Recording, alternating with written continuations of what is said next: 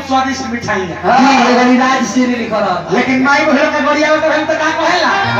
ये तवार लिखल बा मार लिखल बा अभी का लिखल बा का ना बताइलो पाहुन लोग आई बराऊ ना बताई वाला कैसे पे हाथ ना वाला राजकुमार के 5 गो भात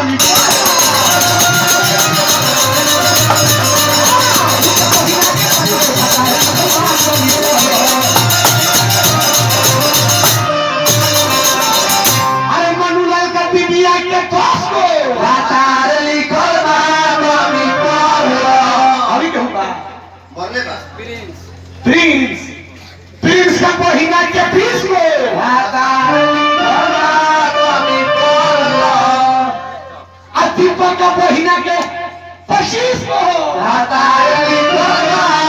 मम्मी काय बोल आकाश आकाश का बहिना के 30 गो तार लिखल बा मम्मी पढ़लो बहुत लोग चलाक करो हां पूछा तनी रो फुट फुट बता दो हां जी आप फुट फुट गरिया तनी ना गाड़ी गवाई पैसा लागेला फोकटे में हां और वो फ्रीए में गरिया बतानी हां जी अरे दीपक के कोई हां जी पाला ए बुआ हां लेकिन भाई 20 50 हम यहाँ से ले रमान मोड़ पर लाइन लगे थे हां तो नहीं ले ए बुआ ए नाश्ता हो गई हो हैं अवस्था और आ गया तू बहुत आइए नहीं अरे सारा नाश्ता में लागल बा नाश्ता कम करो कि नाश्ता कम करो साले महंग